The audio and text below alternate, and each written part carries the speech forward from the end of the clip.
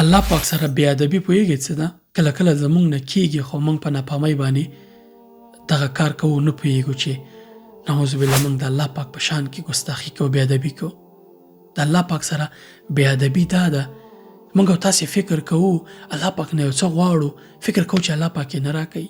په داسې حال کې ته په دې نه پوهېږې چې الله پاک څه چې ته ترې غواړې تر هغې بهتره ته تا دپاره غواړي. ته چې کوم شي نیت لرې الله پاک ستا په نیت پوهېږي، تر هغې بهتره تا ته درکوي. خو ته انسان یې نه پوهېږې، ته الله پاک باندې تور پورې کوې چې زه دعا کومه دعا مې نه قبلېږي.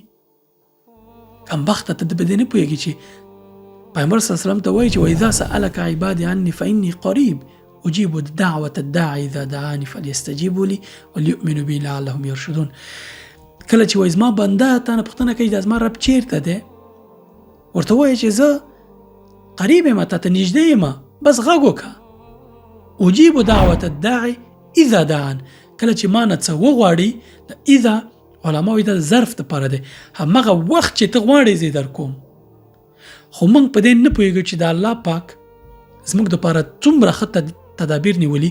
ته چې کوم تدبیر د ځان دپاره نیسي الله پاک تر دې 100 چنده تا ته بهتره نیسي. ته په الله پاک باندې بدګماني کوې، الله پاک ستا ټولو چارو باندې ښه پوهېږي. مثلا کله ته یو شی غواړې، مثال ته ډېرې پیسې غواړې، ډېرو پیسو کې تا ته خطر وي. ته یو بل شی غواړې، هغې کې تا ته مشکل جوړېږي، ناروغه کېږي، ته په ځان نه پوهېږې. صحت مهم دی که پیسې؟ صحت مهم دی که هغه شی چې ته غواړې؟ ستا ژوند مهم دی که هغه مالداري چې ته غواړې؟ الله پاک خو نه دی ویلی چې زه نه در کوم. اجیب دعوة الداعي اذا دعان، کله چې دا وی غواړې د الله پاک یې درکوي. نحن اقرب الیه من حبل الورید، موږ تا ته د دې شارک نه نږدې یو. الله پاک فرمایي. نو بیا ته ولې تشویش لرې، ولې په دې فکر یې چې الله پاک زما دغه نه مني، دعا مې نه قبلوي؟ دا الله پاک سره بې ادبي ده. په الله پاک نیک ګمان کوه، صبر کوه، وایي سپاره الله پاک ته چې کله مناسب فرصت وي، مناسب وخت وي، دعا دې حتما قبلوي. الله پاک سره بې ادبي باید ونه کړو، په الله پاک باندې تور پورې نه کړو.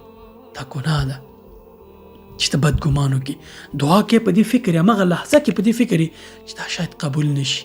څنګه به قبول شي؟